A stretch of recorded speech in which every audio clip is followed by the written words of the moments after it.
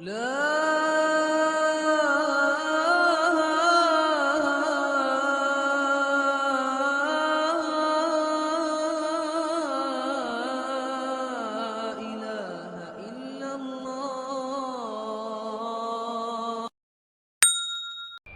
علیہ الصلوۃ والسلام نے ارشاد فرمایا، من فتحت لہو ابواب الدعاء فتحت لہو ابواب الرحمہ، جس پر اللہ تعالی دعا مانگنے کا راستہ کھول دے اس کے اوپر اللہ کی طرف سے رحمت کے دروازے کھل جاتے ہیں۔ آپ دیکھیں کچھ لوگ ہوتے ہیں ان کے لیے دعا مانگنا بہت آسان، ان کو دعا مانگنا اچھا لگتا ہے، وہ لمبی دعائیں مانگتے ہیں، اور کئی لوگ ہوتے ہیں کہ دعا مانگی نہیں جاتی۔ چنانچہ اگر آپ غور کریں تو اکثر دعائیں منٹوں کی، آدھا منٹ، 1 منٹ، 2 منٹ، بس ہاتھ اٹھاتے ہیں اور ایک دعا پڑھی اور منہ پہ ہاتھ پھیر لیے۔ اب یہ منٹوں کی دعا تو پھر ایسے نہیں نا اثر رکھتی۔ دعا مانگنے کا یہ تو طریقہ ٹھیک ہو تو فرمایا کہ جس پر اللہ تعالیٰ دعا کے راستے کو کھول دے اس پر اللہ تعالیٰ کی رحمت کا دروازہ کھل جاتا ہے۔ حضرت ثوبان رضی اللہ تعالیٰ عنہ کہتے ہیں کہ نبی علیہ الصلوۃ والسلام نے ارشاد فرمایا، لا يرد القدر الا الدعاء، قضاء و قدر کو دعا کے سوا کوئی چیز بدل نہیں سکتی۔ ولا یزید فی العمر الا البر، اور نیکی کے سوا عمر میں کوئی چیز اضافہ نہیں کر سکتی۔ وَإِنَّ الرَّجُلَ لَيُحْرَمُ الرِّزْقَ بِالذَّنبِ يُصِيبُهُ، اور بندہ اپنے گناہوں کے سبب ملنے والے رزق سے محروم کر دیا جاتا ہے۔ یعنی اللہ تعالیٰ تو رزق دینا چاہتے ہیں، ہم اس میں سٹاپر لگا دیتے ہیں، یہ ہمارے گناہ اس رزق کے راستے کی رکاوٹ بن جاتے ہیں۔ جتنا معصیت کے مرتکب ہوں گے اتنا رزق کی برکت اٹھا لی جائے گی، سب کچھ ہونے کے باوجود بھی پریشان۔ اس لیے تو فرمایا، وَمَنْ أَعْرَضَ عَنْ ذِكْرِي فَإِنَّ لَهُ مَعِيشَةً ضَنْكَ، جو ہماری یاد سے آنکھ چرائے ہم اس کے رزق کو تنگ کر دیں گے۔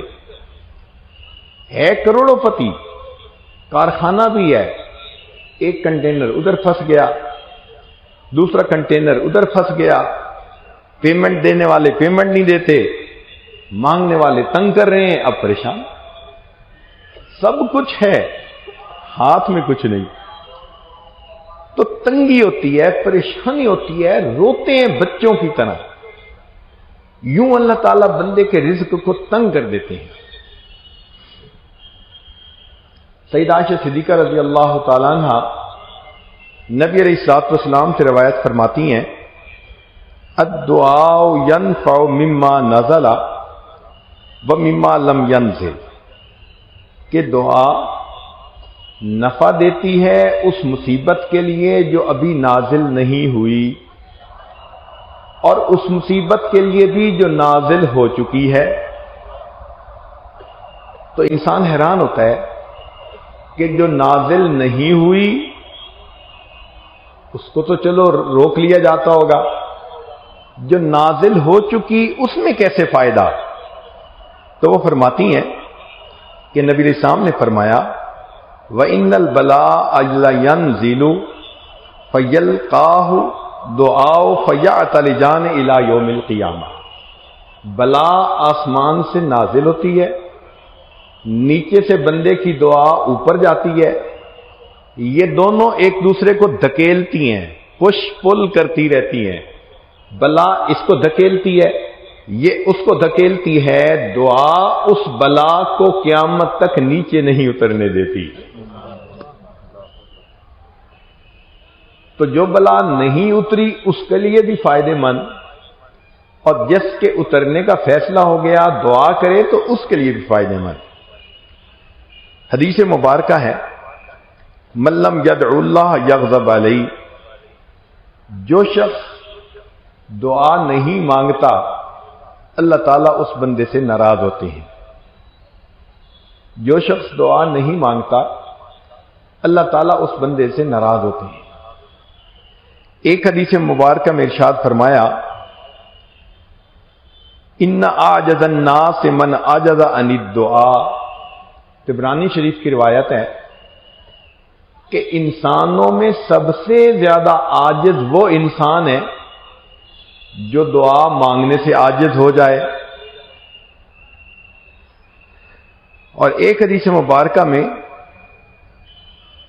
نبی علیہ السلام نے ارشاد فرمایا، الدعاء سلاح المؤمن، دعا مومن کا اسلحہ ہے۔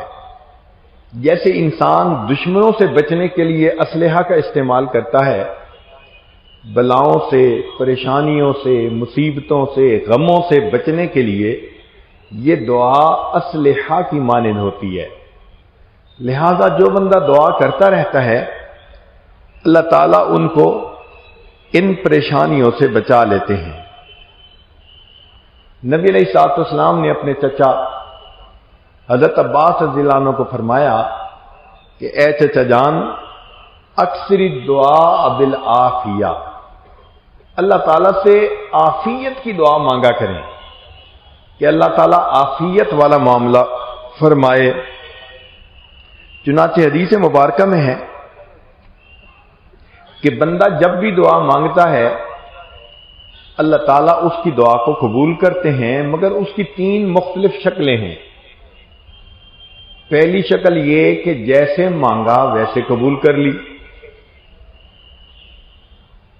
اور دوسری کہ ویسے قبول کرنی تو اس کے لیے بہتر نہیں تھی، تو اللہ تعالیٰ اس کے بدلے کوئی بلا، کوئی مصیبت اس سے دور کر دیتے ہیں۔ ایکسیڈنٹ ہوتے ہوتے بچ گیا، وہ کوئی مانگی ہوئی دعا تھی۔ سخت ایکسیڈنٹ ہوا، ساتھ والے مر گئے، یہ بچ گیا، تو اس کی جو جان بچی اس کی کوئی دعا تھی۔ تو یہ دعا کے اثرات ہوتے ہیں۔ چھوٹا بچہ بیماریوں سے بچا رہا، حالانکہ اور بچے وائرس کی وجہ سے بیمار ہو گئے، یہ دعا کا اثر تھا۔ تو کبھی دعا من و ان قبول کر لی جاتی ہے، کبھی اس کے بدلے بلا مصیبت کو ٹال دیا جاتا ہے، اور اگر یہ بھی نہ ہو تو اس دعا کو بندے کے لیے ریزرو رکھ لیا جاتا ہے۔ قیامت کے دن یہ بندہ اللہ تعالیٰ کے سامنے حاضر ہوگا، اس وقت اس کو اس دعا کا اللہ اجر عطا فرمائیں گے، اور ہر دینے والا اپنے شان کے مطابق دیتا ہے۔ کہتے ہیں کہ حاتم طائی سے سائل نے 5 دینار مانگے تھے، اس نے 500 دینے کا حکم دیا۔ تو کسی نے کہا جی مانگے تو 5 ہیں، اس نے کہا بھائی اس نے اپنی حیثیت سے مانگے، مجھے اپنی حیثیت سے دینے ہیں، میں نے 500 دینے کا حکم دیا۔ تو جب دنیا کا سخی 5 مانگنے والے کو 500 دیتا ہے تو اندازہ لگا سکتے ہیں کہ اللہ رب العزت جب دینے والے ہوں گے، جو زمین و آسمان کے خزانوں کے مالک ہیں، تو وہ اپنی شان کے مطابق عطا فرمائیں گے۔ حدیث مبارکہ میں ہے کہ بندہ تمنا کرے گا کاش دنیا میں میری کوئی دعا قبول نہ ہوتی اور میری ہر دعا کا بدلہ آج مجھے قیامت کے دن یہیں پر مل جاتا۔ تو مومن کے تو مزے، جیسے مانگا قبول تو بھی مزہ، اس کے بدلے بلا مصیبت ٹال دی پھر بھی مزہ، اور قیامت کے دن اگر اللہ عطا کریں گے تو اس سے بھی زیادہ مزہ۔ ہاں ایک صورت ہے کہ جس صورت میں بندے کی دعا کو رد کر دیا جاتا ہے، پھٹے کپڑے کی طرح اس کے منہ پہ مار دیا جاتا ہے۔ وہ کون سی صورت ہے؟ جب بندہ کہنا شروع کرتا ہے نا جی اللہ ہماری تو سنتا نہیں، تو اس بات سے اللہ تعالیٰ کو بہت جلال آتا ہے۔ یاد رکھیں ان ربی لسمیع الدعاء، میرا پروردگار دعا کو سنتا ہے، مگر اللہ اللہ ہے. ایسے تو نہیں نا کہ ہم بات کریں اور اسی وقت پوری ہو جائے. اس کی اپنی شان ہے، اپنی مرضی ہے کب اس دعا کو قبول فرمائے. تو یہ الفاظ کبھی بھی زبان سے نہیں کہنے چاہیے کہ جی اللہ تعالیٰ ہماری تو سنتا نہیں. سنتا تو وہ سب کی ہے. ہاں اگر یہ امید رکھے کہ میں نے جو دعا مانگی مجھے 3 میں سے کسی نہ کسی ایک صورت میں دعا کا بدلہ ملے گا، تو اللہ رب العزت اس کی دعا کا بدلہ اس کو ضرور عطا فرماتے ہیں. کئی مرتبہ ایسے بھی ہوتا ہے کہ بندے کا مانگنا اللہ کو پسند آتا ہے تو اللہ تعالیٰ اس کو مانگنے کا موقع دیتے ہیں. آپ نے نہیں دیکھا کئی دفعہ بچہ روتا ہے نا تو باپ تھوڑا اس کو رونے دیتا ہے، اس کو اچھا لگ رہا ہوتا ہے. اور کئی باپ کو تو دیکھا کہ وہ بچے کو خود تیز کرتے ہیں کہ تھوڑا رونے والی شکل بنائے. اپنی اپنی طبیعتیں ہیں نا. بالکل حدیث مبارکہ میں اسی طرح فرمایا گیا. نبی علیہ الصلوۃ والسلام نے ارشاد فرمایا کہ بندے کی دعا بسا اوقات اللہ رب العزت کے سامنے پیش ہوتی ہے.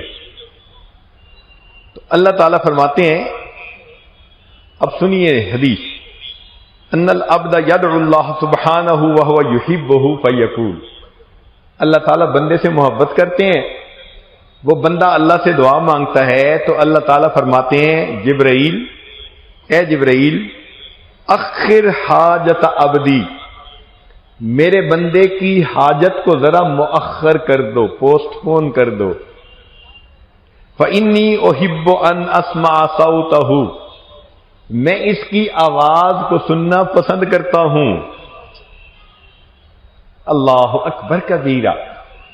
چنانچہ ایک بزرگ گزرے ہیں یحییٰ بن سعید القطان رحمت اللہ علیہ، فرماتے ہیں کہ انہ رأى الحق سبحانہ وتعالی فی المنام، ان کو خواب میں اللہ رب العزت کا دیدار نصیب ہوا. فقال، انہوں نے عرض کیا الہی کم ادعوک فلا تجیبنی، میں کب تک دعائیں مانگتا رہوں گا، آپ میری دعاؤں کو قبول نہیں فرماتے. فقال، ارشاد فرمایا یا یحییٰ لأنی احب ان اسمع صوتک، میں تیری آواز کو سننا پسند کرتا ہوں، اس لیے میں چاہتا ہوں کہ تو مجھ سے زیادہ مانگتا رہے. تو کب دعا پوری ہوگی اس معاملے کو اللہ پہ چھوڑ دیں. یہ تھوڑی بات ہے کہ توفیق مل گئی. ارے بھائی کتنے لوگوں کو تو دعا کی توفیق ہی نہیں ہوتی. آپ ذرا غور کیجئے نا.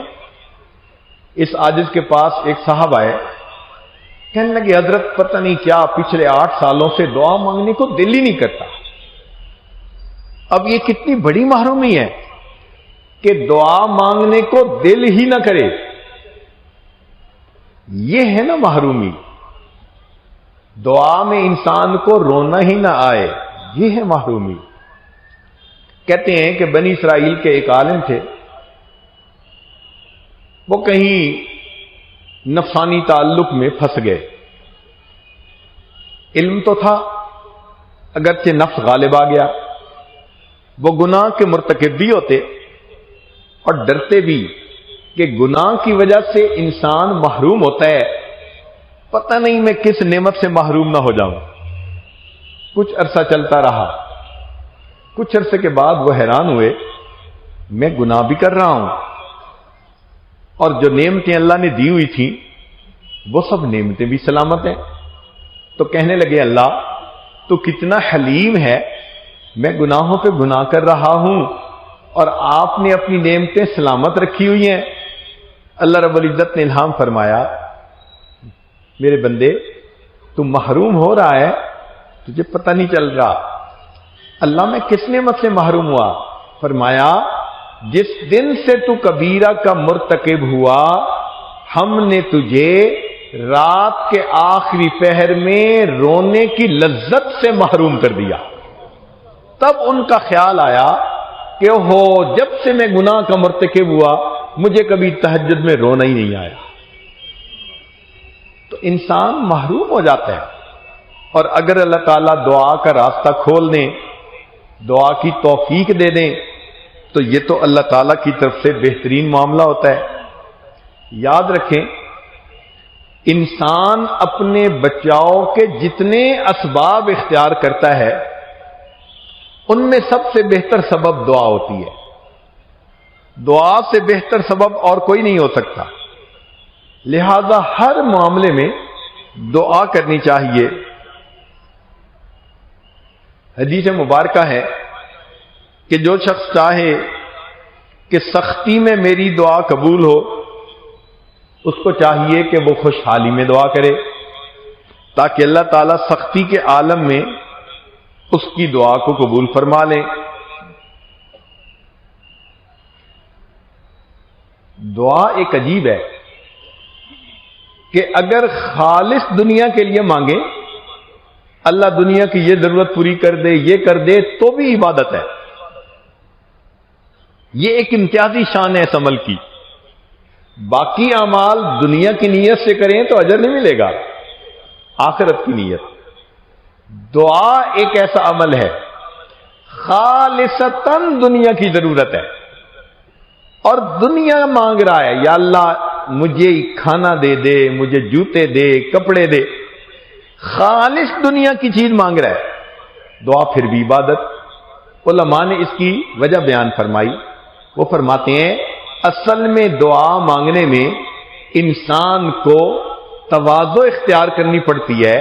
مانگنے والا سائل ہوتا ہے، اس تواضع کی وجہ سے اگرچہ دنیا مانگ رہا ہے، اللہ نے اس دنیا مانگنے کو بھی عبادت میں شامل فرما لیا.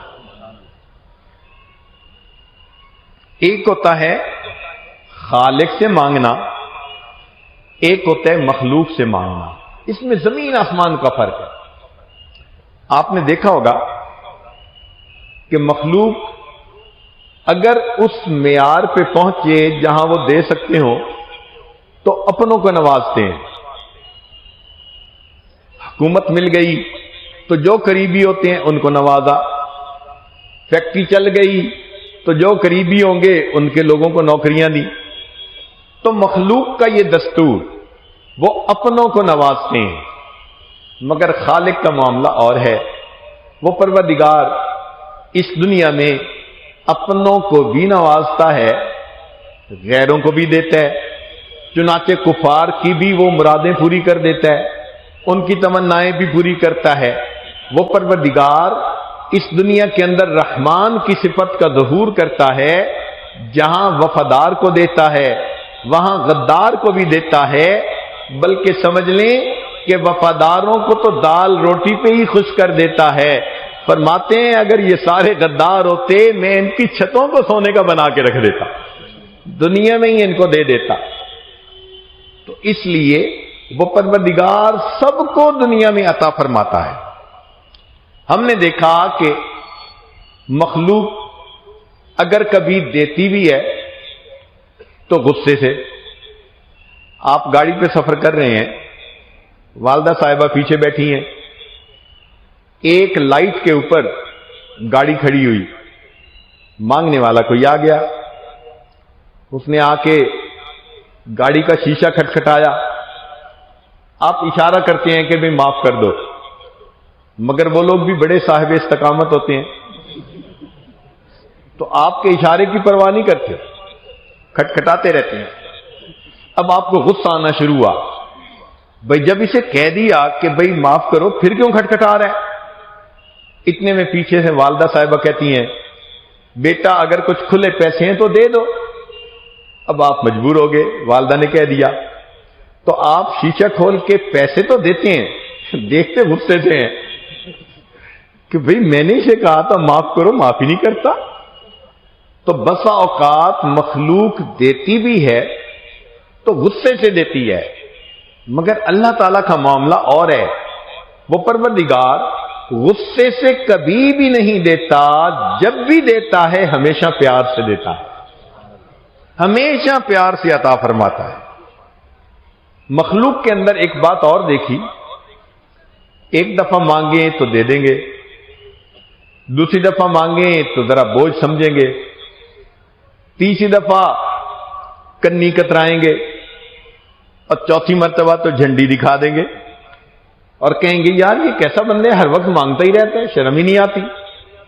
دروازہ بند کر دیں گے، ملنا چھوڑ دیں گے، تعلق توڑ لیں گے، وہ تو ہر وقت ہی مانگتا ہے۔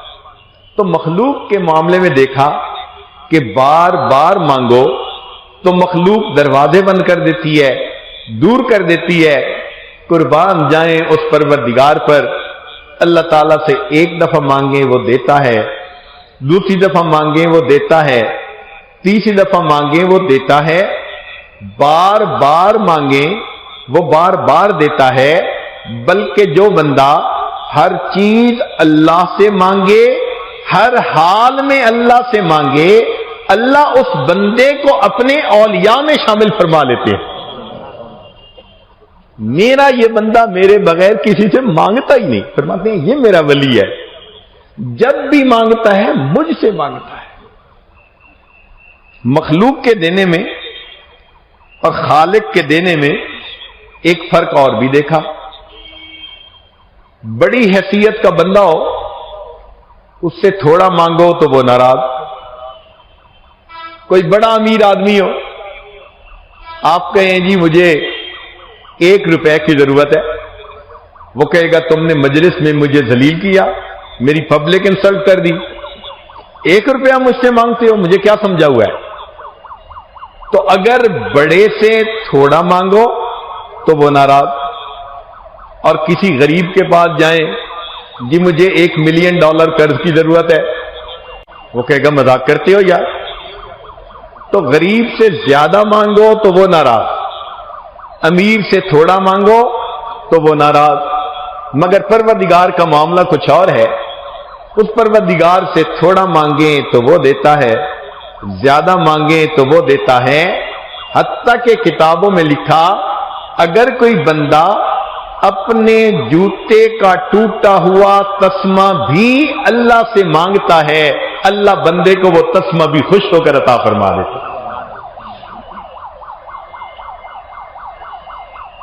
ایک ہم نے فرق اور بھی دیکھا، کسی کے پاس جائیں جی مجھے ضرورت ہے، وہ کہے گا جی میرا بڑا دل چاہتا ہے کہ میں آپ کو خالی نہ بھیجوں، کاروبار ہی نہیں چل رہا، حالات ہی سازگار نہیں ہے۔ تو مخلوق مدد کرنا چاہتی ہے مگر حالات سازگار نہیں ہوتے۔ مگر اللہ رب العزت کے ہاں تو معاملہ اور ہے، وہاں تو نہ بجٹ کی کمی نہ خزانے کی کمی۔ جب بھی بندہ اللہ سے مانگتا ہے اللہ رب العزت اپنے بندے کو ہمیشہ عطا فرماتے ہیں اور خوش ہو کر عطا فرماتے ہیں۔ ایک فرق ہم نے اور بھی دیکھا، مخلوق کا دروازہ دن میں کھلا ہوتا ہے، رات کو بند ہوتا ہے۔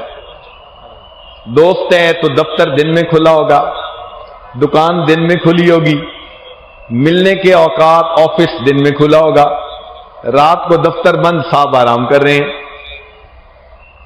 تو دن میں دفتر کھلتے ہیں دروازے، رات کو دروازے بند ہو جاتے ہیں۔ لیکن اس پروردگار کی شان کچھ اور ہے، اس سے بندہ دن میں مانگے دن میں بھی دروازہ کھلا ہوتا ہے، رات میں مانگے تو رات میں بھی دروازہ کھلا۔ وہ فرماتے ہیں لا تأخذہ سنۃ ولا نوم، اس پروردگار کو نہ اونگ آتی ہے نہ نیند آتی ہے۔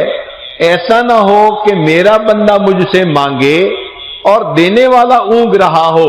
فرمایا ہم نیند اور اونگ سے بھی منزہ اور مبرہ ہیں، ہم ہر وقت جاگنے کی حالت میں ہیں۔ میرا بندہ جب مانگے گا اپنے دینے والے کو جاگتا پائے گا۔ ایک بات اور بھی دیکھی، مخلوق سے اگر ایک کام کروا لیا تو پھر ان کی بھی توقعات ہو جاتی ہیں۔ چنانچہ دوسری دفعہ جائیں تو پوچھتی ہیں بھئی کیا لائے ہو، کوئی گفٹ لائے یا نہیں؟ تو مخلوق کے دروازے پہ جاؤ تو پوچھا جاتا ہے کیا لائے ہو۔ اللہ کا معاملہ کچھ اور ہے۔ جب بھی جاؤ اللہ کے دروازے پر، اللہ تعالیٰ یہ نہیں پوچھتے کیا لائے ہو، ہاں بندے سے اتنا پوچھتے ہیں میرے بندے تم مجھ سے کیا لینے کے لیے آئے ہو؟ بادشاہوں کے دروازے پہ جب کوئی جاتا ہے تو بادشاہ نہیں پوچھا کرتے کہ کیا لائے ہو، بادشاہ پوچھا کرتے ہیں کیا لینے کے لیے آئے ہو۔ تو ہمیں چاہیے کہ ہم اس پروردگار سے مانگیں، مخلوق سے مانگنے کی ضرورت ہی ختم ہو جائے گی اگر ہمیں اللہ رب العزت سے مانگنا آ گیا۔ مگر مشکل یہ ہے کہ آج کل ہم دعائیں پڑھتے ہیں، دعائیں کرتے نہیں ہیں۔ دعائیں پڑھنے سے دعا قبول نہیں ہوتی، دعا مانگنے سے دعا قبول ہوتی ہے۔ چنانچہ حجاج بن یوسف کا ایک مشہور واقعہ ہے، پانی دینا، حجاج بن یوسف کا مشہور واقعہ ہے کہ وہ طواف کر رہا تھا۔ اس نے ایک اندھے کو دیکھا جو بیٹھا ہوا دعا مانگ رہا تھا روٹین میں، اللہ مجھے بینائی عطا کر دے، اللہ میری آنکھیں ٹھیک کر دے، بصیرت دے دے، اللہ مجھے آنکھیں دے دے، دعا کر رہا تھا۔ حجاج بن یوسف کھڑا ہو گیا، اس نے اس اندھے کو ٹھوکر لگا کے پوچھا، اندھے میں حجاج بن یوسف ہوں۔ اس کے بارے میں بڑا مشہور تھا کہ بڑا سخت دل انسان ہے اور جو کہتا ہے بس وہ کر دیتا ہے۔ تو اندھا تھوڑا گھبرا گیا، کیا مصیبت نازل ہو گئی آج؟ حجاج بن یوسف نے اسے کہا کہ میں طواف کر رہا ہوں اور میرے ابھی اتنے چکر باقی ہیں، اگر میرے طواف مکمل ہونے تک تیری آنکھیں ٹھیک نہ ہوئی تو میں نے تجھے قتل کروا دینا ہے۔ اور اپنے ایک سپاہی کو کھڑا بھی کر دیا کہ یہ اندھا بھاگنے نہ پائے، اور خود طواف کرنے لگ گیا۔ اب اندھے کو جب پتہ چلا کہ وہ مجھے کہہ کے گیا ہے کہ میں تجھے قتل کروا دوں گا، اب تو اس کی حالت ہی بدل گئی۔ پہلے تو دعا پڑھ رہا تھا، اب یا اللہ پہلے تو بینائی کا سوال تھا، اب تو زندگی کا سوال ہے۔ جو رویا، جو مانگا اس نے، کہتے ہیں کہ حجاج بن یوسف کے آنے سے پہلے اللہ نے اس کو بینائی عطا کی۔ حجاج بن یوسف نے اسے کہا کہ جیسے تم پہلے دعا کر رہے تھے نا، ساری عمر حرم میں بیٹھ کے کرتے رہتے، تمہاری وہ دعا قبول نہ ہوتی، تم پڑھ رہے تھے دعا۔ جب تمہارے دل کو چوٹ لگی نا اور دل تڑپا، اب تم نے دعا مانگی، اور اللہ کا وعدہ ہے امن یجیب المضطر اذا دعا۔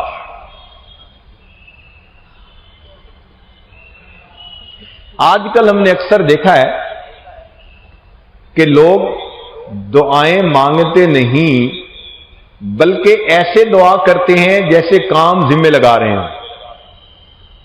ذرا توجہ کیجئے گا، افسر آتے ہیں نا اپنے دفتر میں، بھائی انجینئر صاحب آپ یہ کر دیں، فورمین صاحب آپ یہ کر دیں، اور سپروائزر صاحب یہ کر دیں، اور الیکٹریشین صاحب یہ کروا دینا، ٹیکنیشین صاحب آپ یہ کر دینا۔ وہ کام ذمہ لگاتا ہے۔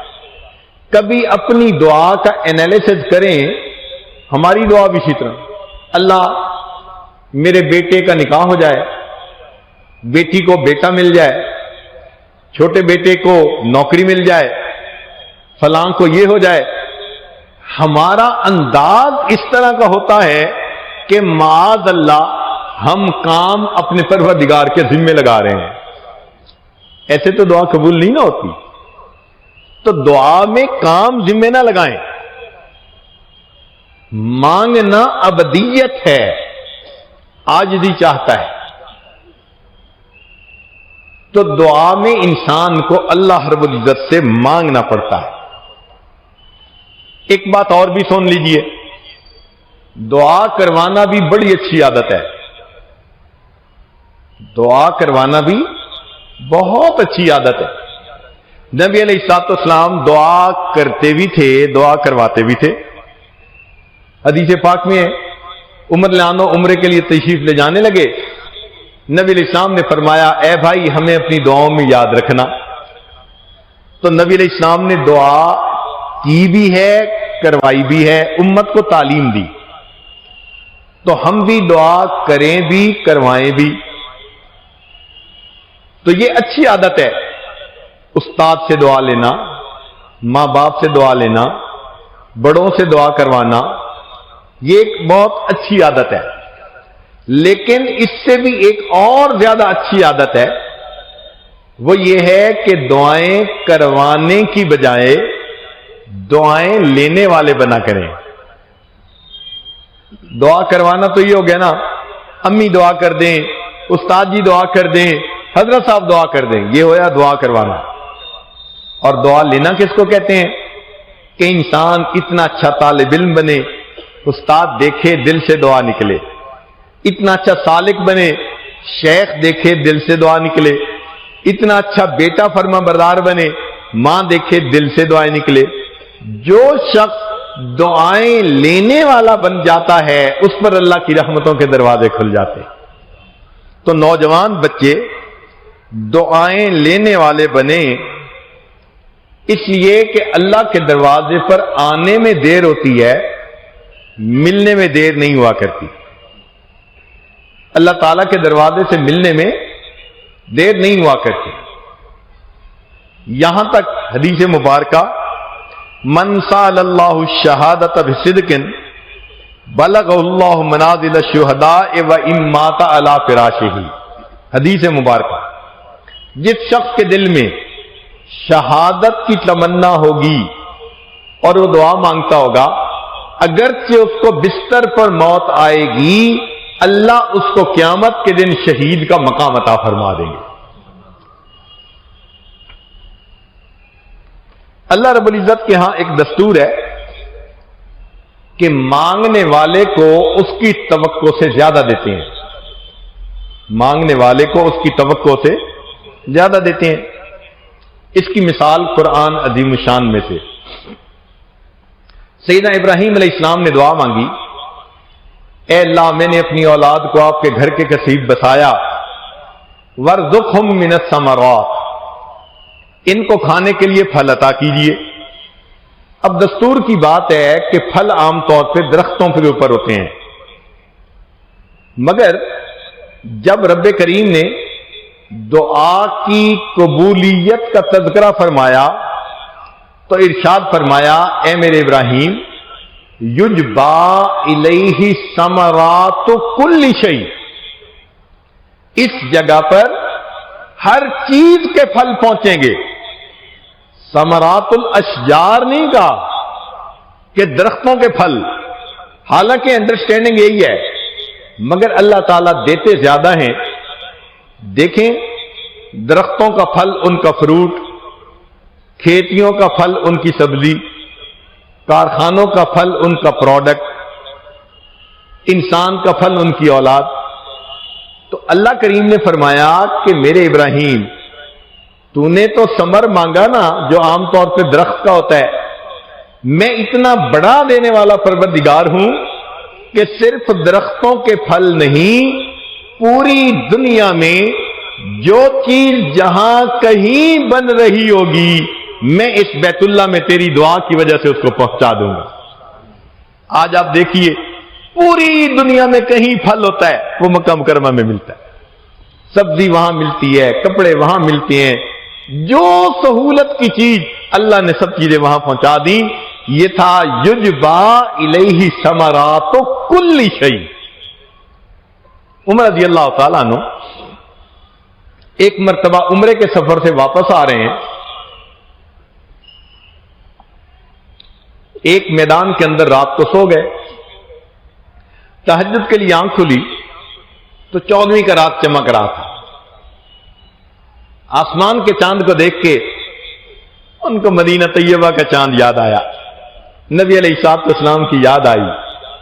اس وقت انہوں نے اللہ سے ایک دعا مانگی، دعا یہ تھی، اللہم ارزقنی شہادۃ فی سبیلک، اے اللہ مجھے اپنے راستے میں شہادت عطا کیجیے، وجعل قبری فی بلد حبیبک، اور میری قبر اپنے محبوب کے شہر میں بنا دیجیے۔ دعا قبول ہو گئی۔ چنانچہ اگر عمر رضی اللہ تعالیٰ عنہ کو پہاڑ کی چوٹی پہ شہادت مل جاتی دعا قبول، کہیں زمین کی پستی پہ مل جاتی دعا قبول، مگر نہیں، اللہ تعالیٰ امید سے زیادہ دیتے ہیں۔ عمر رضی اللہ عنہ کو شہادت کس جگہ ملی؟ مسجد نبوی ہے، باوضو ہے، مصلی نبوی ہے، نماز کی حالت ہے، قرآن کی تلاوت کر رہے ہیں، اس حال میں ان پر وار ہوتا ہے جو ان کی شہادت کا سبب بن جاتا ہے۔ یہ تو انہوں نے کبھی نہیں سوچا تھا نا کہ کس کامل عناوت اللہ کی شکل میں مجھے شہادت ملے گی۔ پھر اگر ان کو جنت بقیع میں دفن ہونے کی سعادت مل جاتی تو دعا قبول، وجعل قبری فی بلد حبیبک، مگر دینے والے کی دین بڑی۔ اللہ تعالیٰ نے فرمایا میرے محبوب کے پیارے مجھ سے دعا مانگی کہ آقا کے شہر میں میری جگہ آخری وقت میں بنے، میں جنت بقیع میں نہیں اپنے محبوب صلی اللہ علیہ وسلم کے قدموں میں گنبد خضرا میں تمہیں جگہ عطا فرما دیتا۔ تو مانگنے والے نے جب بھی مانگا، دینے والے کی دین اس سے بڑی ہے، وہ پروردگار امیدوں سے بڑھ کر عطا فرماتا ہے۔ کئی مرتبہ ذہن میں یہ بات آتی ہے، اور جی ہم تو دعا کے قابل ہی نہیں ہیں، بڑے گناہ گار ہیں۔ کبھی بھی اس وجہ سے دعا سے نہ رکیں کہ ہم گناہ گار ہیں، اس لیے کہ وہ پروردگار صرف نیکوکاروں کی دعا کو قبول نہیں کرتا، وہ گناہ گاروں کی دعا کو بھی قبول کر لیتا ہے۔ سفیان بن عیینہ انہوں نے ایک عجیب بات کہی، فرماتے ہیں لا یمنعن احدا الدعاء ما یعلم فی نفسہ، تم میں سے کسی بندے کو یہ بات دعا سے روک نہ دے کہ وہ اپنے دل میں سوچے کہ میرے اندر تو بڑے گناہ ہیں۔ فإن اللہ قد اجاب دعاء شر خلقہ وہو ابلیس حین قال رب انظرنی الی یوم یبعثون، اللہ تعالیٰ نے سب سے زیادہ شریر شیطان کی بھی دعا کو قبول کر لیا جب اس نے قیامت کے دن کہا تھا رب انظرنی الی یوم یبعثون، اللہ قیامت تک کے لیے مہلت دے دیجئے۔ پروردگار نے فرمایا انک من المنذرین، میں نے تمہیں مہلت دے دی۔ تو اگر اللہ تعالیٰ شیطان کی دعا کو بھی قبول فرما سکتا ہے تو پھر مانگنے والا تو کلمہ گو مسلمان ہوتا ہے، اس کو کیوں پریشان ہونے کی ضرورت ہے؟ تو یہ شیطان کا ایک ہتھیار ہے، دل میں ڈالتے ہیں اور جی ہم تو بڑے گناہ گار ہیں، ہم کیا دعا مانگیں، اور جی ہماری جھوٹی زبانیں۔ بھئی جھوٹی زبان سے اگر کلمہ پڑھا قبول ہو جاتا ہے تو دعا مانگی بھی قبول ہو جائے گی۔ تو دعا مانگنے میں کبھی دیر نہ کیا کریں یا اس کو روکا نہ کریں۔ انسان سے مانگو تو انسان ناراض، اللہ تعالیٰ سے نہ مانگو تو اللہ تعالیٰ ناراض۔ ہاں اتنا ہے کہ انسان مانگے تو دل متوجہ ہونا چاہیے، یہ نہیں ہے کہ زبان پہ دعا ہو اور دل میں کسی اور کی طرف دھیان ہو۔ سنیے قیل مر موسیٰ علیہ السلام، ایک مرتبہ موسیٰ علیہ السلام گزرے برجل یدعو و یتضرع، ایک بندے کے قریب سے جو بندہ دعا بھی مانگ رہا تھا اور ظاہر میں آنسو بھی بہہ رہے تھے۔ فقال موسیٰ علیہ السلام، موسیٰ علیہ السلام نے کہا الہی لو کانت حاجتہ بیدی قضیتھا، اے اللہ اگر اس بندے کا مسئلہ میرے اختیار میں ہوتا نا، مانگ بھی رہا ہے رو بھی رہا ہے، تو میں اس کے مسئلے کو حل کر دیتا۔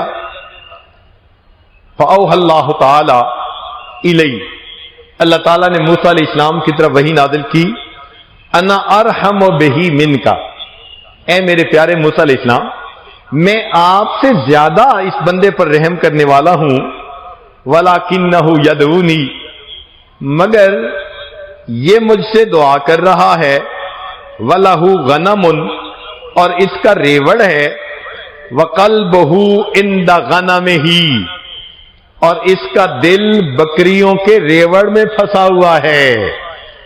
وَإِنِّي لَا أَسْتَجِيبُ لِعَبْدٍ يَدْعُونِي وَقَلْبُهُ عِنْدَ غَيْرِي، اور میں نہیں ایسی دعا کو قبول کرتا دعا مجھ سے مانگے دل کسی اور کے پاس ہو۔ اب اس غنم کا ترجمہ محدثین نے یہ بھی کیا کہ جانوروں میں دل پھنسا ہوا تھا، اور بعض نے بکریوں سے عورت مراد لی کہ دل کہیں لڑکیوں میں پھنسا ہوا تھا۔ تو دعا ادھر مانگ رہا ہے، دل ادھر پھنسا ہوا ہے، دعا کیسے قبول ہو؟ فذکر موسیٰ علیہ السلام للرجل ذالک، موسیٰ علیہ السلام نے اس بندے کو یہ بات بتائی کہ تیرا دل پھنسا ہوا ہے، دعا قبول نہیں ہونی جب تک دل کو خالی نہ کر دیں۔ فانقطع الی اللہ تعالی بقلبہ، اس بندے نے اپنے دل کو قطع کر لیا، توڑ لیا ہر طرف سے۔ فقضیت حاجتہ، اللہ نے اسی وقت اس کی حاجت کو پورا فرما دیا۔ تو اللہ تعالیٰ چاہتے ہیں میرے بندے مجھ سے مانگ رہے ہو تو پھر دل بھی تو میرے پاس ہونا چاہیے نا تمہارا۔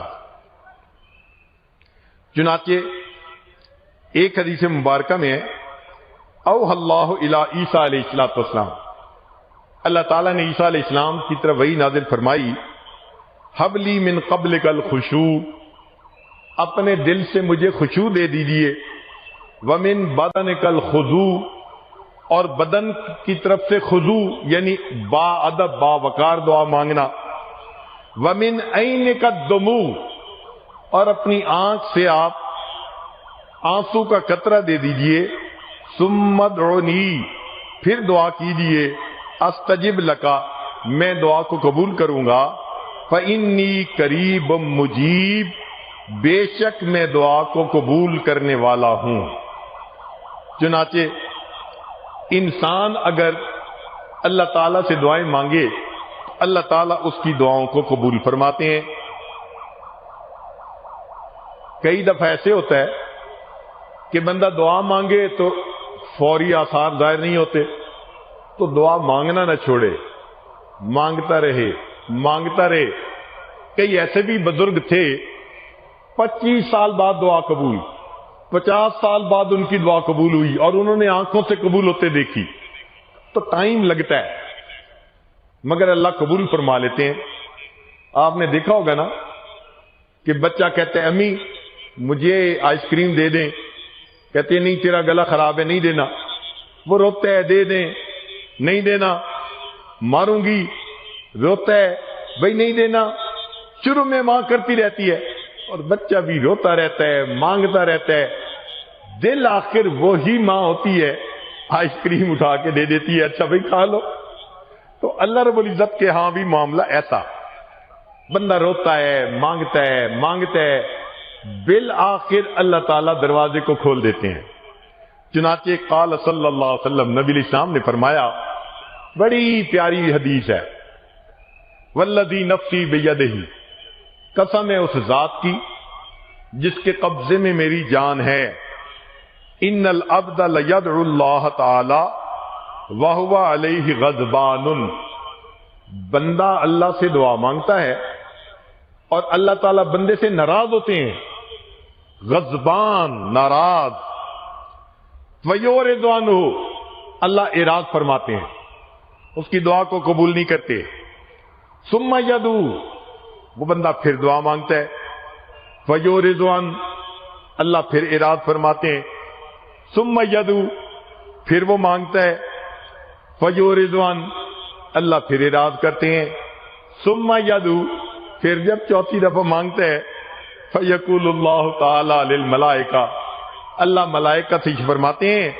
ابا عبدی ان یدعو غیری، لگتا ہے میرے بندے نے یہ فیصلہ کر لیا میرے غیر سے نہیں مجھ سے ہی مانگتا رہے گا، فقد استجبت لہ، چلو میں نے اس کی دعا کو قبول فرما لیا۔ تو بار بار مانگنے سے پھر اللہ تعالیٰ بندے کی دعا کو قبول فرما لیتے ہیں۔ تو ہمیں بھی چاہیے کہ ہم اللہ رب العزت سے مانگیں تو بار بار مانگیں، صرف ایک بار مانگ لینا کافی نہیں ہوتا. اب یہاں پر نقطے کی بات، لب لباب، کہ اللہ تعالیٰ کو دو چیزیں پسند ہیں جن کی وجہ سے دعا قبول ہوتی ہے. ایک تو یہ کہ اللہ تعالیٰ کے سامنے بندہ اپنے عمل کا وسیلہ پیش کرے، اپنے عمل کا وسیلہ پیش کرے. اس کی دلیل حدیث مبارکہ بخاری شریف کی روایت ہے. بنی اسرائیل کے 3 بندے پھنس گئے تھے، چٹان آ گئی تھی غار کے دروازے. ان میں سے ایک نے اپنا عمل پیش کیا، ماں باپ کی خدمت، چٹان ہٹ گئی. دوسرے نے پیش کیا، اللہ میں تیرے ڈر کی وجہ سے زنا سے بچا، چٹان اور ہٹ گئی. تیسرے نے عمل پیش کیا کہ میں نے تیری خاطر ایک بندے کی امانت میں خیانت نہ کی، اللہ نے چٹان ہٹا دی، ان کو نجات عطا فرما دی. تو اس حدیث مبارکہ سے پتہ چلا کہ یا تو بندہ اپنے عملوں کو پیش کرے. کہتے ہیں کہ شیخ عبدالحق مدد دہلوی رحمۃ اللہ علیہ کا زمانہ تھا. دہلی میں ایک دفعہ بہت قحط پڑا. شہر کے علماء نے اعلان کیا سارے لوگ میدان میں جمع ہو جائیں، اپنے بچوں کو بھی لائیں، جانوروں کو بھی لائیں، اور سب دھوپ میں کھڑے ہو کے اللہ سے مانگیں اللہ بارش عطا کر دے. اشراق کے وقت سے مانگنا شروع کیا. عصر کا وقت ہو گیا، آسمان کے بادل کا نام و نشان نہیں. لوگ حیران تھے، ہزاروں انسان رو رہے ہیں، عورتیں رو رہی ہیں، بچے رو رہے ہیں، اب تو جانور بھی پریشان ہو گئے، مگر اللہ کی رحمت متوجہ نہیں ہوئی. اتنے میں ایک نوجوان اونٹ کے اوپر کسی سواری کو لے کے جا رہا تھا. اس نے جب مجمع دیکھا، سواری کو روکا اور جا کے پوچھا کہ لوگ کیوں جمع ہیں؟ انہوں نے کہا جی اشراق کے وقت سے لے کے عصر کا وقت ہو گیا، دعا مانگ رہے ہیں، دعا قبول ہی نہیں ہو رہی. اس نے کہا اچھا. وہ سواری کے پاس واپس آیا اور وہاں کھڑے ہو کے اس نے کوئی دعا مانگی. اسی وقت آسمان کے اوپر سے بارش نازل ہونی شروع ہو گئی. تو علماء بڑے حیران تھے. وہ اس بچے کے پاس گئے، اے نوجوان تیرا کون سا عمل تھا کہ جس کے صدقے اللہ نے رحمت کر دی؟ اس نے کہا اس اونٹ کے اوپر میری والدہ سوار ہیں اور مجھے ان کی زندگی کا پتہ ہے، تقیہ نقیہ، پاک صاف عفیف زندگی گزارنے والی تھی. میں آیا اور میں نے ان کی چادر کا ایک کونا پکڑ کے دعا مانگی، اے اللہ میں اس ماں کا بیٹا ہوں جس نے پاک دامنی کی زندگی گزاری ہے، اللہ تجھے اس کی پاک دامنی کا واسطہ اپنے بندوں پر بارش برسا دے. رب کریم کو یہ بات اتنی پسند آئی، اسی وقت بارش عطا فرما. تو بھائی ایک طریقہ تو یہ کہ انسان اپنے عمل پیش کرے، مگر ہمارے کیس میں تو یہ ممکن ہی نہیں. ہمیں تو اپنی زندگی میں کوئی ایک عمل بھی نظر نہیں آتا جو اللہ کے سامنے پیش کرنے کے قابل ہو. ایک دن ایسا نہیں جو گناہوں کے بغیر گزرا ہو، تو پھر ہم اپنا عمل کیسے پیش کر سکتے ہیں؟ کون جرأت کر سکتا ہے وہ اپنی عبادت کو اللہ کے حضور پیش کر سکے؟ لہذا یہ عمل آج ہم جیسے گناہگاروں کے لیے تو پیش کرنے کے قابل نہیں. البتہ ایک اور بات ہے جس کو اللہ تعالیٰ پسند فرماتے ہیں، وہ کیا ہے؟ اس کو کہتے ہیں اعتراف جرم. کیا کہتے ہیں؟ اعتراف جرم. اپنے گناہوں کا اعتراف کر لینا، جرم کا اعتراف کر لینا، اللہ کے سامنے اپنے گناہگار ہونے کا اعتراف کر لینا، معافی مانگ لینا. جو بندہ جرم کا اعتراف کر لیتا ہے اللہ تعالیٰ اس کے اعتراف سے بھی پسند فرما کے اس کی توبہ کو قبول کر لیتے ہیں، اس کی دعا پوری کر دیتے ہیں. چنانچہ اس سلسلے میں ایک واقعہ سن لیجئے. اندلس میں ایک مرتبہ قحط پڑ گیا، بارش نہیں ہوتی تھی. سن 350 ہجری کا واقعہ ہے. علماء نے فیصلہ کیا کہ سارے لوگ ایک میدان میں جمع ہو جائیں اور اللہ سے دعا مانگے. چنانچہ سارے لوگ آ گئے، سارا دن دعا مانگتے رہے اور دعا قبول نہ ہوئی. کسی نے جا کے بادشاہ کو بتایا. بادشاہ کا نام تھا عبد الرحمن ناصر کہ جناب ساری پبلک اتنے وقت سے دعا مانگ رہی ہے مگر دعا قبول نہیں ہو رہی. تو عبد الرحمن ناصر سر سے تاج اٹھا کر بیٹھا ہوا تھا، ننگے پاؤں ننگے سر اپنے دربار سے نکلا اور اسی طرح دوڑتا ہوا آیا اور لوگوں میں گھل مل کے ہاتھ اٹھائے اور دعا مانگنے لگا. اللہ بڑا قصوروار تو میں ہوں اور میرے قصوروں کی وجہ سے اللہ اپنے بندوں کو تو تنگی میں نہ ڈال دیجئے. میں معافی مانگتا ہوں، مجھے معاف کر دیجئے اور مجھے معاف فرما کر اپنے بندوں کو نعمت عطا فرما. ابھی ہاتھ نیچے نہیں ہوئے تھے، اللہ نے اسی وقت بارش عطا فرما دی. تو اعتراف جرم کو بھی اللہ پسند فرماتے ہیں. اب ہم جیسے لوگوں کے لیے یہ قابل عمل چیز ہے، ہم اللہ تعالیٰ کے سامنے اپنے جرم کا اقرار کریں اور اپنے اللہ سے مانگیں کہ اے اللہ ہم جیسے بھی ہیں تو آپ کے نا. کہتے ہیں کہ ایک عورت تھی، خاوند ناراض ہوا اور ناراض ہو کے کہنے لگا نہ تیرے پاس شکل ہے نہ عقل ہے، نہ بڑے خاندان کی، نہ مال، نہ یہ نہ وہ، تیرے پاس ہے کیا؟ تو جب خاوند خوب ناراض ہوا تو اس عورت کی آنکھوں میں سے آنسو آ گئے. ہم اپنی علاقائی زبان میں وہ شعر پڑھتے ہیں، پھر اس کے بعد اس کا ترجمہ آپ کے سامنے پیش کریں گے. کہنے لگی نہیں کوئی اوقات اوگن ہار دی، نہیں کوئی اوقات اوگن ہار دی، جے ہو جئی وی ہاں میں ہاں سرکار دی. کہ میری کوئی اوقات نہیں ہے، جو آپ نے کہا بالکل ٹھیک کہا، میرے اندر کوئی وصف نہیں، کوئی خوبی نہیں. ایک بات تو پکی ہے، میں جیسی بھی ہوں تو آپ ہی کی نا، آپ کے سوا تو کسی کی طرف نظر نہیں اٹھاتی. کہتے ہیں اس عورت کی بات خاوند کے دل پر اتنی اچھی لگی، اس نے اس کی کوتاہیوں کو معاف کر دیا. ہم بھی آج اس بارگاہ میں اللہ کے سامنے یہی کہتے ہیں، اللہ ہم گناہ گار سہی، خطا کار سہی، ہمارے پاس صفتیں نہیں، ہمارے پاس اچھے اخلاق نہیں، کوئی کمالات نہیں.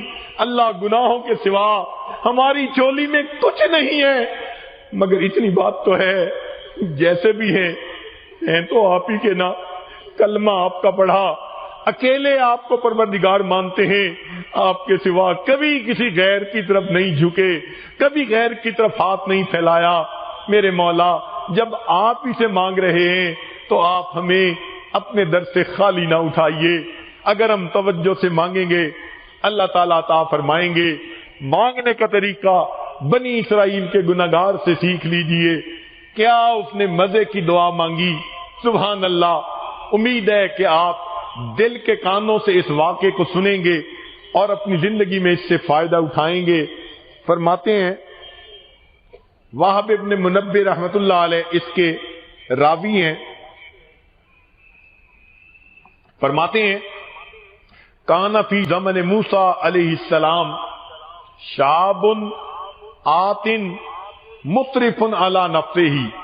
ایک نوجوان تھا، بڑا سرکش تھا، اپنی جانوں پہ ظلم کرتا تھا، نفس کا پجاری تھا، نفسانی شیطانی شہوانی گناہوں میں لگا رہتا تھا. اتنا گناہ کرتا تھا کہ بستی کے لوگوں نے مل کر مشورہ کیا کہ اس کو منع کر دو، اگر یہ باز نہ آیا ہم اسے دھکے دے کے شہر سے نکال دیں گے۔ چنانچہ وہ کچھ دن تو بچا رہا، پھر اس نے گناہ کا ارتکاب کیا۔ اب تو بستی والوں نے خوب پٹائی بھی کی اور اس کو اپنی بستی سے نکال بھی دیا۔ فَأَخْرَجُوهُ مِن بَيْنِهِمْ لِسُوءِ فِعْلِهِ، اس کے برے کام کی وجہ سے بستی والوں نے اس کو اپنے بستی میں سے نکال دیا۔ اب بستی سے باہر نکل کے ویرانے میں وہ رہ گیا۔ اللہ کی شان، چند دن وہاں رہا، نہ کھانا تھا نہ پینا تھا نہ کوئی اور چیز تھی، بیمار ہو گیا، کوئی دوائی دینے والا نہیں تھا، کوئی پرسان حال نہیں تھا۔ اس ویرانے کے اندر اس کی وفات ہو گئی۔ فَحَضَرَتْهُ الْوَفَاةُ فِي خَرْبَةٍ عَلَى بَابِ الْبَلَدِ، شہر کے دروازے کے سامنے ویرانے میں اس کی وفات ہو گئی۔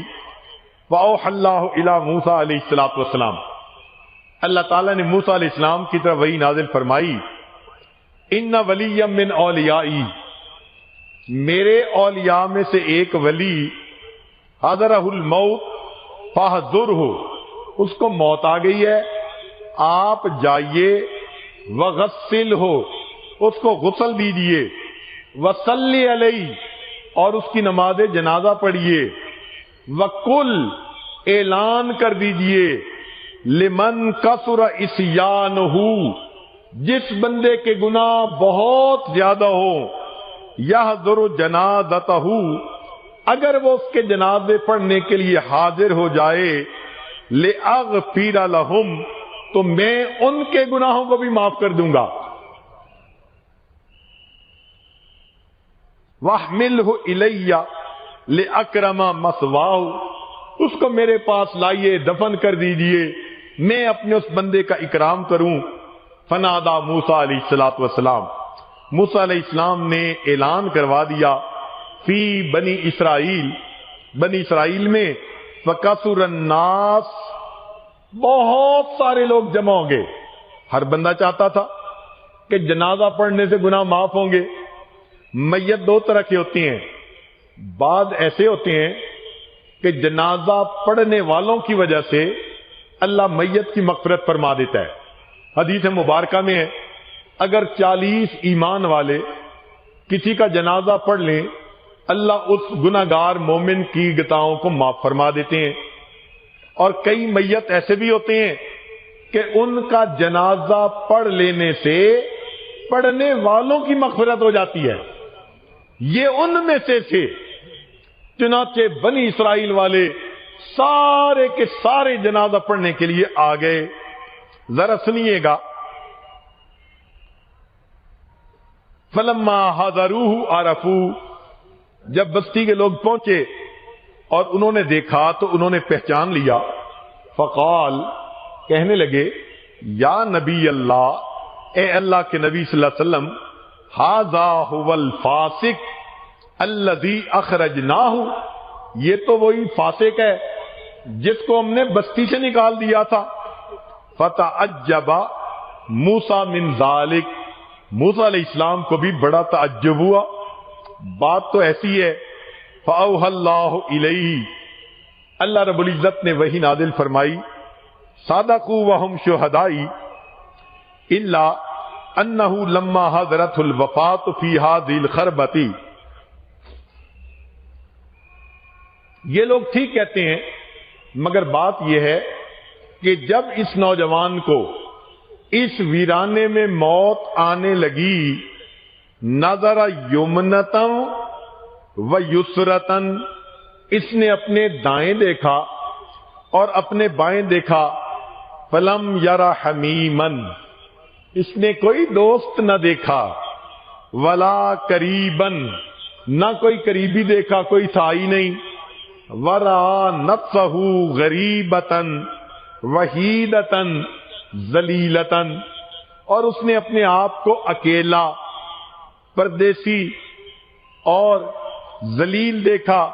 فرفع بصرہ الیہ، جب کوئی نظر نہ آیا اس وقت اس بندے نے آسمان کی طرف نظر اٹھا کر دیکھا، وقال، اور کہنے لگا الہی عبد من عبادک، اللہ تیرے بندوں میں سے میں بھی ایک بندہ ہوں، غریب من بلادک، اپنے دیش سے دھکے دے کے نکال دیا گیا ہوں، لو علمت، اگر میں جان لیتا، ان عذابی یزید فی ملک کا، اگر عذاب دے دینا اس سے آپ کی ملک میں شان میں اضافہ ہو جاتا، وعفوک انی ینقص من ملک کا، اور مجھے معاف کر دینے سے آپ کے خزانوں میں کوئی کمی آ جاتی، لما سألتک المغفرہ، میں آپ سے مغفرت نہ مانگتا، ولیس لی ملجأ ولا رجاء الا انت، اللہ میرا تو کوئی ملجا اور ماوا تیرے سوا اب ہے نہیں، وقت سمعت فیما انزلت انک قلت، اور میں نے یہ بھی سنا ہے کہ آپ نے یہ ارشاد فرمایا ہے، انی انا الغفور الرحیم، کہ میں بڑا غفور اور رحیم ہوں، فلا تخیب رجائی، اللہ مجھے نا امید نہ کرنا، یا موسیٰ، اے موسیٰ علیہ السلام، افکان یحسن بی ان اردہ، یہ مجھے بات کیا اچھی لگتی کہ میں اس کی دعا کو رد کر دیتا، وہ غریب، وہ پردیسی تھا، اللہ ہذی صفت، اس صفت کے اوپر، وقت توسل الی بھی، اس نے میری رحمت کے ساتھ میرا توسل پایا، وتضرع بین یدی، میرے سامنے رویا گڑ گڑا پڑا، وعزتی، مجھے اپنی عزت کی قسم، لو سالنی فی المذنبین من اہل الارض جمیعا، اگر وہ بندہ ساری دنیا کے گناہگاروں کے بارے میں مجھ سے سوال کرتا، لوہبتہم، میں ان گناہگاروں کو معاف کر دیتا، لذل غربتہ، اس کے اس پردیسی ہونے کی وجہ سے، یا موسیٰ انا کہف الغریب، میں پردیسی کی پناہ گاہ ہوں، وحبیبہ، جس کا کوئی نہیں ہوتا، اے موسیٰ علیہ السلام میں اس کا دوست ہوتا ہوں، وطبیبہ، میں اس کا طبیب ہوتا ہوں، وراحمہ، اور میں اس پر رحمت کرنے والا ہوتا ہوں۔ وہ کتنا پیارا پروردگار ہے کہ اگر ایک بندہ دیکھتا ہے اب اس کا کوئی بھی قریبی نہیں، اللہ کو پکارتا ہے، اس فاسق کو اللہ ولایت کا وہ درجہ دے دیتے ہیں، فرماتے ہیں جو جنازہ پڑے گا ہم اس کی بھی مغفرت کر دیں گے، فرماتے ہیں اگر اس نے تو اپنی مغفرت مانگی، اگر دنیا کے تمام گناہگاروں کی مغفرت مانگتا تو میں پروردگار سب کی مغفرت کر دیتا۔ معلوم ہوا اگر گناہگار مانگے اور واقعی اللہ کے سامنے نادم ہو کر مانگے، گناہوں کا اعتراف کر کے مانگے، اللہ رب العزت کی رحمت جوش میں آتی ہے۔ آج کسی معاملے کو اللہ کے سامنے آزمائیے، اپنے گناہوں سے سچی توبہ کر کے اللہ کی رحمت کو طلب کیجئے، رب کریم ہمارے گناہوں کو معاف فرما دے اور ہمیں اللہ تعالیٰ اپنے دربار سے خالی نہ لوٹائے۔ ہم اچھی طرح جانتے ہیں اے پروردگار عالم کہ ہم نے ساری عمر کلمہ پڑھا، بال سفید کر بیٹھے، ان الملوک اذا شابت عبیدہم، اللہ جب خدمت کرنے والے غلام خدمت کرتے کرتے بوڑھے ہو جاتے ہیں تو پھر ان کے مالک ان کو آزاد کر دیا کرتے ہیں، فی رقہم آتقوہم اتقا حراری۔ اے اللہ ہم نے بھی تو کلمہ پڑھتے پڑھتے بال سفید کر دیے، میرے مولا آج ہمیں بھی جہنم کی آگ سے آپ بری فرما دیجئے۔ ہمارے پاس عمل پورا کوئی نہیں جو آپ کے سامنے پیش کر سکے، سفید بالوں کی لاج رکھ لیجئے، ہمارے ہاتھ نہ لوٹا دیجئے۔ اللہ ہم اچھی طرح جانتے ہیں جو آپ کے دروازے سے خالی جاتا ہے وہی بدبخت ہوتا ہے، اے اللہ اس کے لیے کوئی دوسرا دروازہ نہیں۔ میرے مولا دنیا میں روٹی کا سوال کرنے والا ایک دروازے سے نہ مانگے نہ پائے، وہ دوسرے دروازے پہ چلا جاتا ہے، تیسرے پہ چلا جاتا ہے، اس کو پرواہ نہیں ہوتی۔ اللہ مسئلہ تو ہمارا ہے، جن کے سوا آپ کے دروازے کے سوا کوئی دوسرا دروازہ نہیں۔ میرے مولا تم ہی سے مانگیں گے تم ہی دو گے، تمہارے در سے ہی لو لگی ہے۔ اے کریم آپ ہی کے در سے لو لگا کر بیٹھے ہیں، ہم سے یہ مت پوچھئے گا میرے بندوں کیا لائے ہو؟ ہاں یہ ضرور پوچھ لیجئے گا میرے بندوں کیا لینے کے لیے آئے ہو؟ اے اللہ ہم آج کی اس محفل میں آپ کو منانے کے لیے آئے ہیں، آپ کو اپنا بنانے کے لیے آئے ہیں، اپنے مردہ دلوں کو زندہ کروانے کے لیے آئے ہیں۔ اے کریم اٹھے ہاتھوں کی لاج رکھ لیجئے۔ مولا آپ کی رحمت کی نظر بشر ہاتھی کی طرف اٹھ جاتی ہے، دنیا کے شراب خانے سے نکال کے اس کو اپنی محبت کی شراب پلا دیتے ہیں۔ آپ کی رحمت کی نظر فضیل بن عیاض پہ اٹھ جاتی ہے، دنیا کے ڈاکوؤں کی سرداری سے نکال کے ولیوں کا سردار بنا دیتے ہیں۔ اے اللہ ایسی رحمت کی ایک نظر ہم مسکینوں پر بھی تو ڈال دیجئے۔ مولا آپ کی ایک نظر کے مستحق ہیں، اے کریم ایک نظر رحمت کی ڈال دیجئے۔ آج کی اس محفل میں ہماری بگڑی بنا دیجئے، ہماری دعاؤں کو اللہ قبول فرما لیجئے، اور ہمیں اٹھنے سے پہلے اللہ جولیوں کو بھر دیجئے۔ وآخر دعوانا ان الحمد للہ رب العالمین۔ لا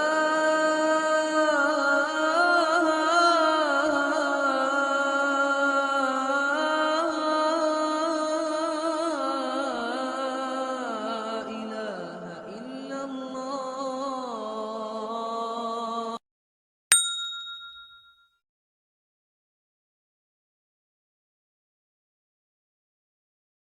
الله